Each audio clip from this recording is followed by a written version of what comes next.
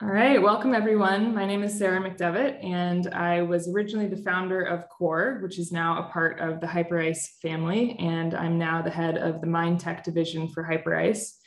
And our mission is all about spreading extremely practical, approachable practices that people can incorporate into daily life for meditation, breath work, general mental wellness, and really just so that we can feel at our best every day. That's always a goal, I think, that is pretty relatable to everyone. And that is no matter what you're doing, no matter what your profession is, no matter what goal you have, no matter what your home life is, currently, we want to help with really practical tools. And so one of those tools is our CORE product. This is CORE. And it's just a really grounding tool that guides meditation, mindfulness, and breath training with vibration and biofeedback.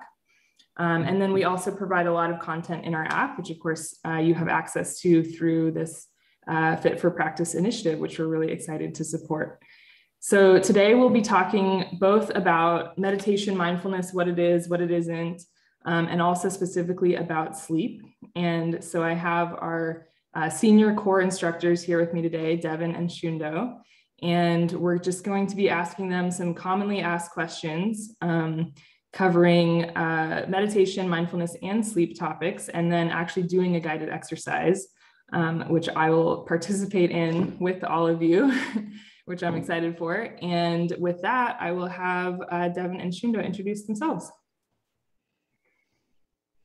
Okay, I'll go first. Hello, everyone. My name is Devin Hyperice, and meditation is my passion. It's my purpose. I started my practice of meditation back in 2002. And I spent 4 consecutive years deepening that practice and studying meditation under the guidance of a master teacher in India. So I'm really excited and grateful to share this powerful and transformative technique with anyone who's curious. So thank you for choosing to be here. And my name's Shundo. I'm an ordained Zen priest. I trained at the San Francisco Zen Center for 15 years and lived in a monastery for 5 years doing a lot of meditation. And I agree it's an incredibly transformative practice, and my vow as a priest is to help everybody discover that for themselves. And I left the Zen Center to come out into the world and reach people wherever they are. Awesome. And you don't have to be an expert like Devin and Shundo to incorporate these practices into your daily life. We just like to learn from the experts.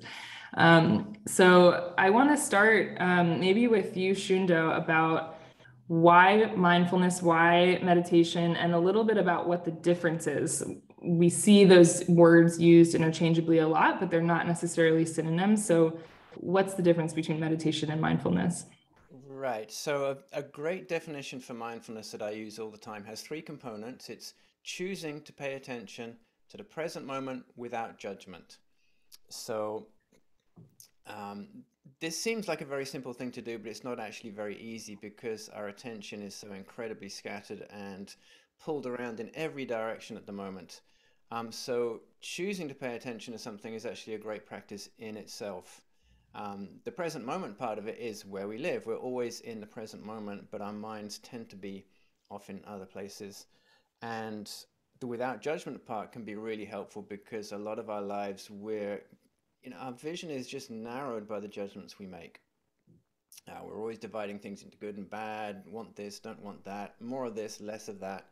And it's not necessarily the most satisfying way to live. It's what a lot of us do. I do it, we all do it, but it's not necessarily the route to joy. So that's mindfulness, and meditation is really doing that kind of as a quiet, still activity. So it's traditionally sitting on a cushion, but you can do it standing or walking or lying down. So it's just choosing to pay attention to the present moment without judgment, with no other activity. You can do mindfulness, brushing your teeth or walking the dog or, sitting on the bus. But meditation, you're kind of taking yourself off into a quiet corner generally to do that. Yeah, and I always think of that as that's why it's called a practice. Like we have to practice intentionally to be able to live it in other, ways. Devin, is there anything that you would add to that? No, that was perfect. I think that was just right. When it's good, it's good. When it's done, it's done. Yeah. So Devin, one of the things that we hear all the time, of course, is how do I meditate correctly? Yes. Or I can't meditate, or I'm bad at it.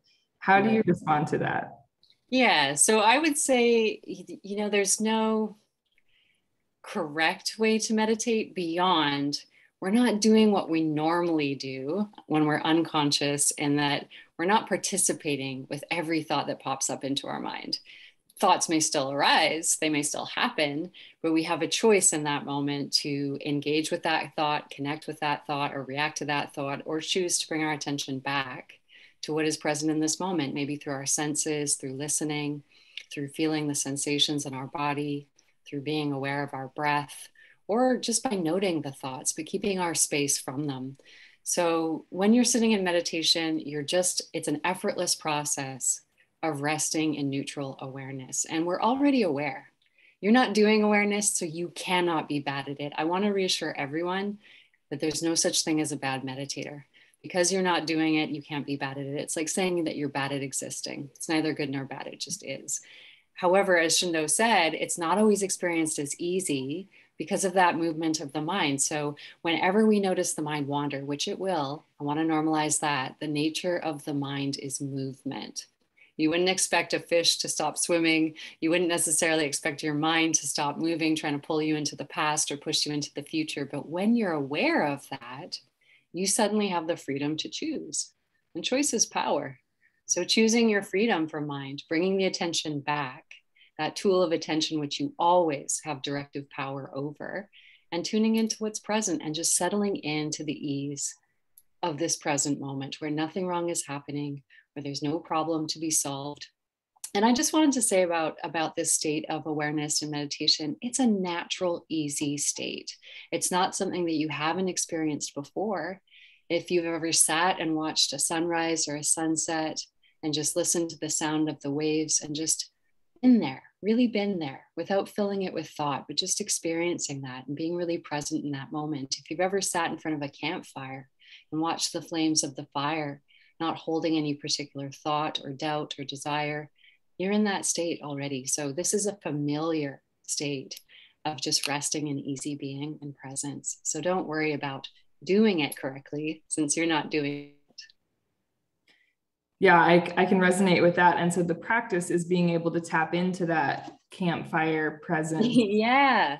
When you want to, right? Yeah, exactly. Eventually, maybe, kind of all the time and really living from that, but to be able to tap into that, not just when you're sitting in front of a campfire and it naturally comes to you, but actually when you want to. Say that's the practice. Yeah, right. And you said one word, effortless. Yeah. Sometimes it feels really freaking hard. Yeah. So the state of awareness is effortless, right? The awareness is constant. No matter how many thoughts are present during your meditation, your awareness remains the same. I like to use this analogy, like it has no impact on the sky if there are many clouds moving through it or none. And it has zero impact on your awareness if there are many thoughts present and moving through it or none. So just recognizing that the awareness itself that we're resting in, that can't be broken. You can't lose your awareness. You can't improve your awareness, but you can improve your attention to the awareness that's always present. So really what we're noticing in that mindful meditation is we're noticing the movement of the mind time traveling or commenting and judging. And in those moments, we're just choosing to bring it back to the neutrality of awareness. It's like, the eyes, vision is neutral. Vision takes in everything. But then within that scope of neutral vision, we start to distinguish. We start to saying, oh, there's that form, or there's that color, or there's that shape, and I like that, or I don't like that. So we're letting go of that functioning and just resting in that open, easy neutrality in the first place, if that makes sense. Yeah. Analogies always help. Yeah, they are helpful. Shundo, what are some of the things that you have experienced and also hear the most about the thoughts that tend to be all consuming when I first start meditating? Like when I'm a total beginner, we hear these a lot. And a lot of times even though our minds and our lives are all very different, there's a lot of consistency in some of those thoughts that we all experience. What are some of those that you hear a lot and even that you experience even after all these years? Well, I think most of us have an inner critic, more or less developed one. I think most people have a very well developed inner critic. And I've been thinking recently that sitting down in meditation is basically handing your inner critic a megaphone, because like there's nothing, if you're moving through the world, there's lots of other things you need to pay attention to. Like, I'm not going to step out in the street and get run over. Like, this person, I need to talk to this person, I don't want to talk to this person. If you're just sitting quietly in a room, there's not a lot of stimulus happening, and your mind is like, wait a minute, I need something to do. And that's where it kind of rushes off into the past and future, because mostly, what it wants to do is process what's happening and tell us whether it's good or bad, because that keeps us safe. That's an evolutionary strategy that's really great, and we've kind of overdone it a little bit. So now if we're just sitting there with not a lot of stimulus happening, the mind's going, come on, give me something here, give me something. And it's like, okay, well, I've got some stuff, I've got some stuff in here, let's just start rifle through these drawers and like dig out this thing. And the inner critic voice has a lot of room to come out in that. Maybe sooner or maybe later. If you spend a lot of time in silence, just about everything will arise in your mind. And as Devon says, you get to watch that, and you have the power to watch it. And because the idea is you're sitting still and not kind of rushing around screaming or anything, you can actually just be with it as much as you can be, as much as feels comfortable. Just like, oh, I'm having that thought again. Oh, there's that voice again. Oh, listen to that. Oh, wow, I'm really the kind of person who thinks a lot about this, whatever this thing is. We all have our own thing. And it's not the stuff we put on social media. It's this other stuff that most of the time we can successfully disguise or camouflage or kind of squash down. And anything you squash down, if you're not putting constant pressure on it, it's going to, come up somehow. And so if we're able and comfortable to kind of let it, float up to our awareness in meditation, it's like, oh, well, here it is. What am I going to do with that? And so, it's not the thoughts or or the emotions or anything else that arises that's the problem. It's like, what is our relationship to that? And, so there's a relationship thing that happens. And even though you might think that, sitting in a corner doing meditation is a selfish or self-centered activity, I think that the upshot of this, working on a relationship with yourself, it expands to everybody else as well. And I think if you spend enough time listening to your inner critic or listening to all the shadow stuff that is arising, you can understand everyone's in the same boat here. Everyone might have their own particular issues, their own particular set of thoughts, their own particular shame or guilt or obsessions or whatever it is, but everyone has something that they're working with like that. And that gives you a huge amount of compassion for hopefully yourself, which is, maybe the hardest place to put your compassion, but also for everybody else, because, we're all just trying our best. And, as Devon said, this power that we can have over our attention, if we can use that skillfully with the contents of our own mind, I think it's an amazing transformation that can happen from that. Can I jump in on that too? Because I love that question. And I'm just like so inspired by what Shundo's saying. Like, so then why would you want to do this, right? If you're someone who hasn't meditated before and we're saying, well, this stuff can come up, it can be kind of intense because it's an immersion. It's not avoidance. So it is courageous to sit with yourself, your whole self, your body, mind, and your senses in neutrality without trying to fix, manage, or improve anything that you see. Why would you want to do that? Even though some days it'll be intense, because you can't change what you're not aware of. And when you become aware, you do have that power to choose. And then you can transform anything that you want to, just through that attention, just through that awareness. We can take better care of our bodies. We can give our hearts what they really desire. We can start to break those inner critic voices, as Shundo was mentioning, which made me laugh because absolutely we all have one. We can start to just remove our attention from those energized thoughts and kind of break that mental narrative. So, it's work that is private, but as he said, I think it really is selfless, because it spills over into every relationship, every interaction, every conversation that you have. As you increase that awareness, you let go of anything that's been I like to say what you resist persists. So in our busy daily lives and modern lives, we're constantly avoiding ourselves, often through socially acceptable means, right?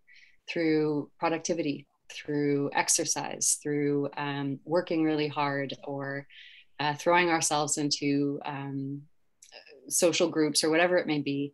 But spending time with yourself, if you dare to do it, it has a huge benefit so that you can show up in the way that you want to, for the things that you care about and the people that you care about. You can't pour from an empty cup. So I find that meditation is both cleansing and clearing. It releases the buildup of pressure, just feeling that space between myself and whatever I'm observing. There's space between you and the thoughts. There's space between you and the experience in the body. And in that sense of space is relief. So it can decompress you. It can fill you with some natural positivity, that space of just natural, easy being, that campfire mindset. And it can just move you forward with more ease and more joy, as Shundo said. And I just want to add to that. I think it's a process of integration. Like you're becoming more fully Yeah, yourself. And it's a powerful place and powerful thing to be able to do. exactly. And one of the times of day, I think, or one of the needs, or one of the most tangible impacts we can feel, I think often is that moment when you're trying to fall asleep, because we do start to get quiet. And I think a lot of us relate to, like, that's the time when the inner critic, or just the busy mind, right? It might be the to-do list. It might be, harping on how tired we are, which actually is like an active thought. But, if you've ever been lying there trying to go to sleep and you're like, I'm exhausted, why am I not asleep, right? And somehow that's keeping you from going to sleep. It's planning the next day. It's worrying about the last conversation.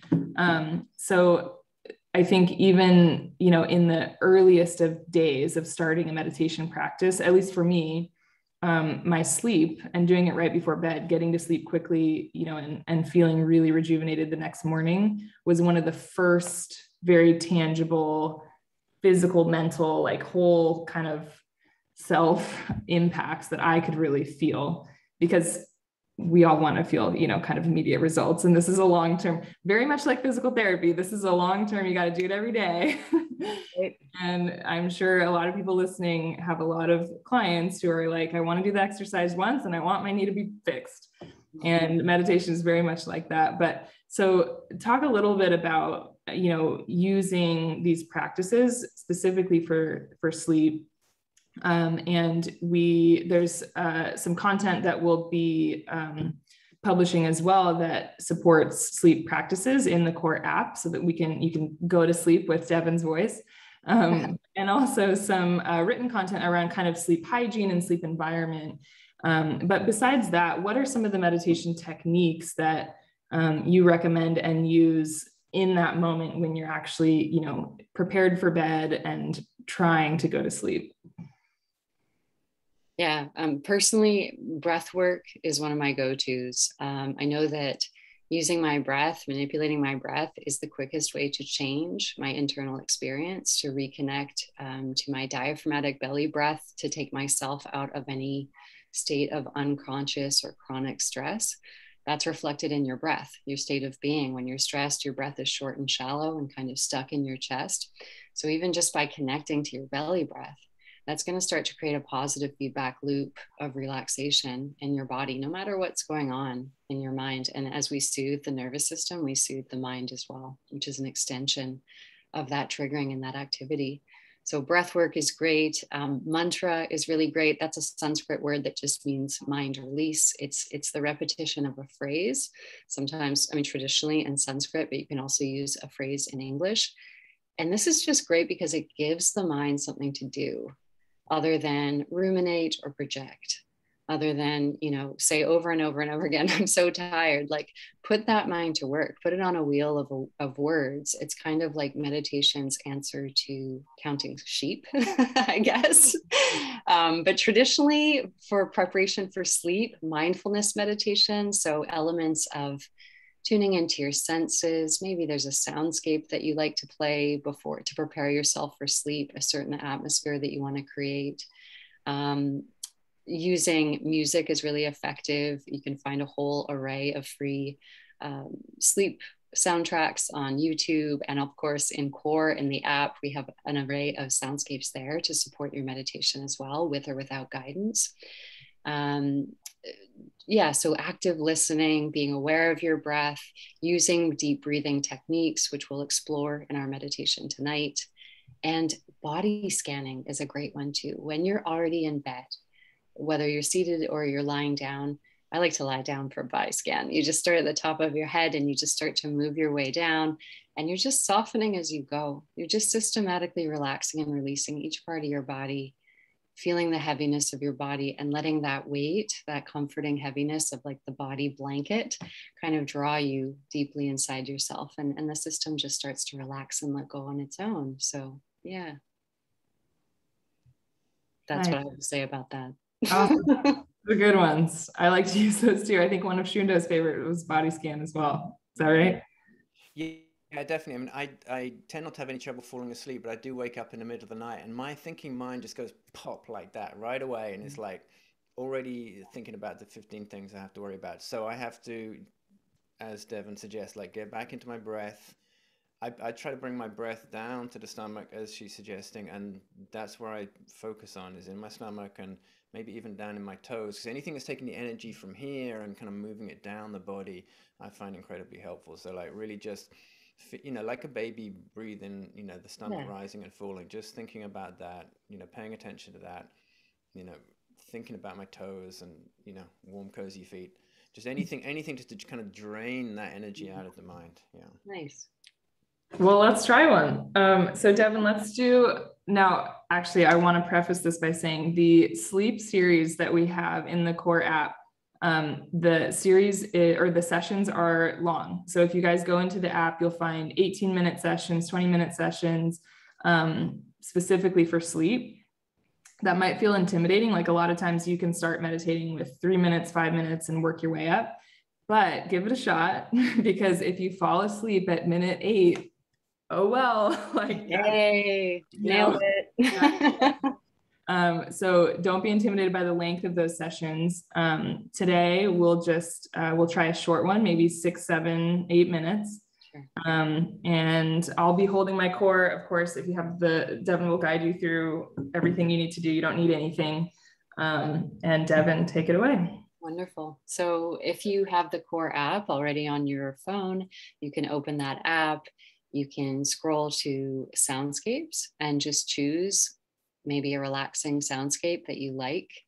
You can always pause this since this is recorded and find your soundtrack, your ambient soundscape that you'd like to choose. And you can set it to about 10 minutes. We'll stop before that, but you can set it for 10. Holding your device if you have one, and if not, no worries. You don't have to hold anything. You can hold a warm cup of tea or something that feels good and grounded in your hands if you choose to. Otherwise, just resting your hands comfortably in stillness. Since this is a sleep meditation, if you have the space to lie down, I would go for it. Take your body to a prone posture, get really, really comfortable, and let yourself settle into comfortable stillness. And when you've arrived in that comfortable stillness, go ahead and close the eyes, take your attention inward, and just land in that space in front of your closed eyes. Just watching the space. There's nothing here for the mind. It's formless, it's nameless, it's open, it's free. Soften into that freedom from form. Taking a slow, deep breath in through your nose, filling all the way up. And sigh it out through your mouth and let something go. You can use these transitional breaths intentionally. If there's something you want to release in your body, if there's an emotion you want to release in your heart, if there's a thought that you want to surrender, imagine it being carried away with your exhale. Deep inhale in through your nose. And release with a sigh through your mouth. Relaxing into this heaviness in your body. One more time, deep inhale. pause for a moment in that fullness and then let it go and empty out. Nice. Bringing your attention to your natural breath. Just start to get curious about that sensation. Notice how your breath feels in this moment without any judgment. Is it feeling fast or slow? Is it deep? Is it shallow? Is it feeling stuck in the chest, or can you feel it down in your belly? If the breath is feeling a little shallow or tight, if you're not aware of your belly moving, just gently bring your attention down to your lower belly. Soften the muscles here, letting your belly get loose, and see if you can direct the breath down just with your attention, not with any force or strain. Imagine the belly of a baby or a puppy. They swing freely with the breath. Soften and invite that deep connected breath down into the bowl of your pelvis.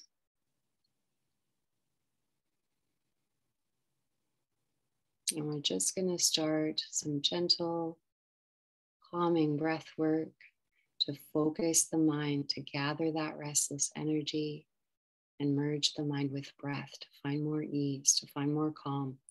So we're going to use what we like to call the whiskey breath. So on my count, but not quite yet, we'll start by exhaling completely through the nose, and then we'll inhale deeply through the nose for a count of 4, and we'll exhale long through the nose for a count of 8. So let's just begin by breathing out now. Empty completely. And then a deep inhale through the nose down into your belly first for 4, 3, 2, 1, and exhale. 7, 6, 5, 4, 3, 2, 1. Continue on your own with that count and with that breath.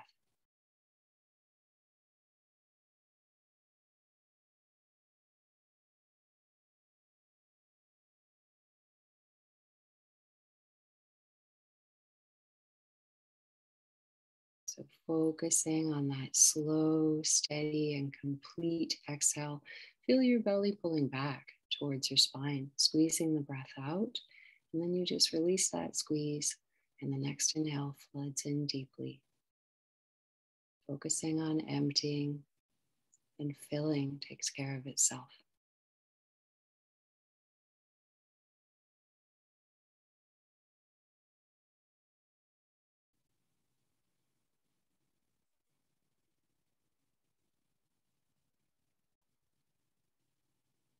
Anytime you notice that your mind has dropped the count or wandered off into thinking, use that moment of awareness to choose. Guide it gently and lightly back to the breath, back to the count. Just this. Just this.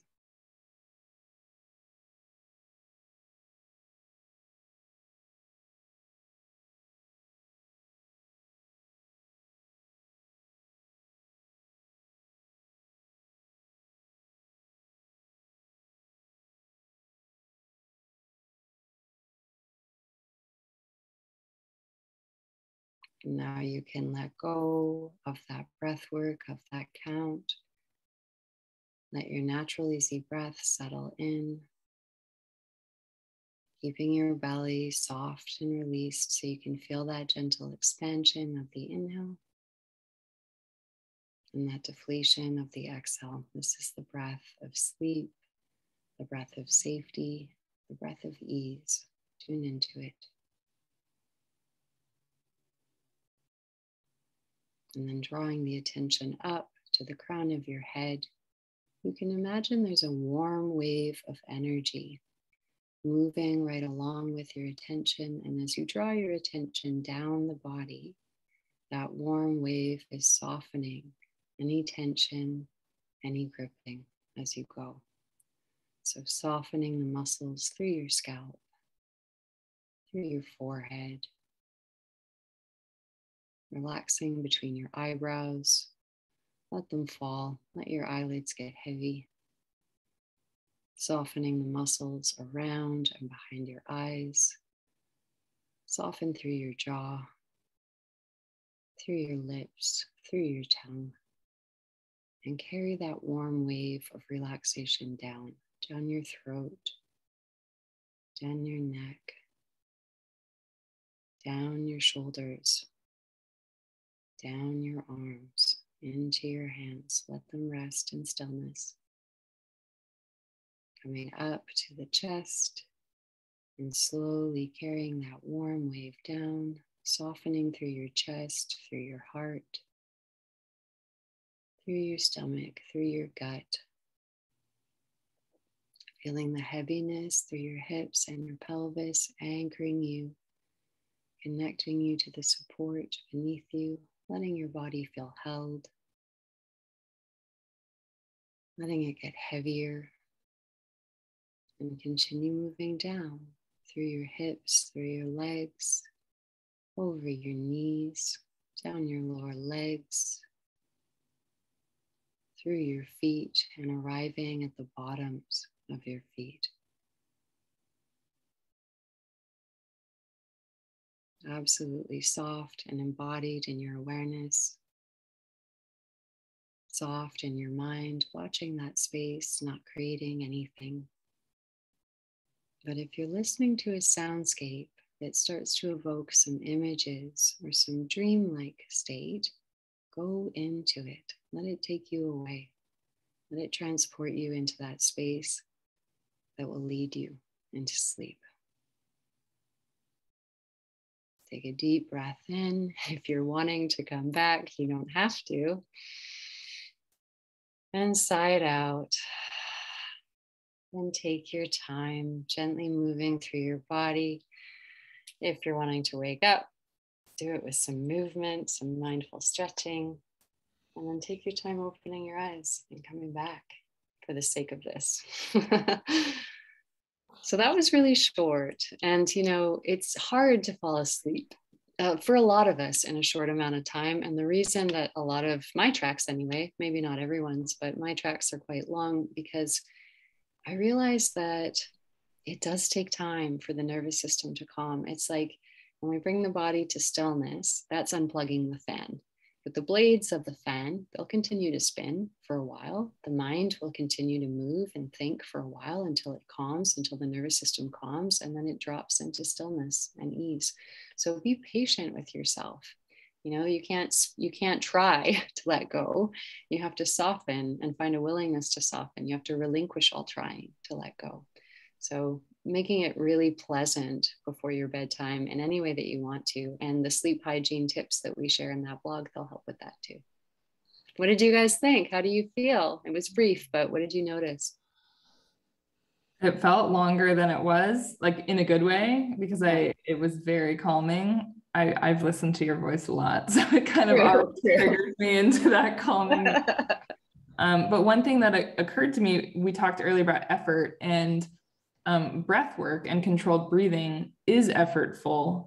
Like takes effort and is it's like an exercise. It's like a workout. It's like a skill that you can build over time. Like the first time you do a whiskey breath, it's not going to come easily to control, and count your breathing.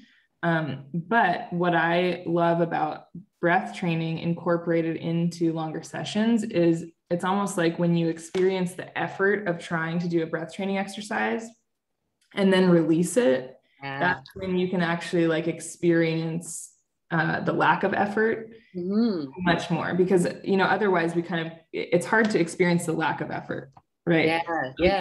In the difference that we can really experience things. It's like, your muscle might be relaxed all day, you don't really feel about it, and then you flex and then relax it, and that's when you can actually feel what relaxing the muscle feels like. That's brilliant. The contrast is everything. You're absolutely right. And actually what you just mentioned, contracting the muscles and then relaxing, that's actually a technique that's also used to produce sleep. If you feel like you hold all your stress and your tension in your body, maybe the body scan is too neutral for you, and that's okay. You know, when you meet yourself where you're at, you'll know what you need. You become your own best guide. So, you know, if I hold all my tension in my neck and my shoulders, I might, before I go to bed, squeeze my neck and my shoulders. I might squeeze through my fists and my arms, really contract it, over contract it, and then release in order to feel, as you say, that contrast, that effortlessness and the ease and the sweetness of the relief of the letting go. So you can play with progressive relaxation too. Really good point. The contrast is everything. Mm-hmm. Shundo, how was that for you? I felt my work day washing away as we were going through it. By the end, my head was like getting very heavy, and you know, I'm sitting cross-legged on a cushion, but I can easily fall asleep doing that. Nice. Yeah, I was well on the way there. Yeah. Well, thank you so much, Devin, for guiding that today. To everyone listening, we'll be doing more of these webinars and covering a lot of different topics. We'll talk about the nervous system. We'll talk about really practical, bite-size, 2-minute types of techniques that you can use throughout your day. We'll talk about a lot of different techniques and practices, because just like a lot of practices in physical therapy, you can really like break things down to the most minute details. And even within a single exercise, you can draw a lot out of that if you really go into it. So we'll be covering a lot of different topics in future webinars and future sessions in the app. And I hope you'll join us. Thank you. Thanks, everyone. Thanks. All right, that's it.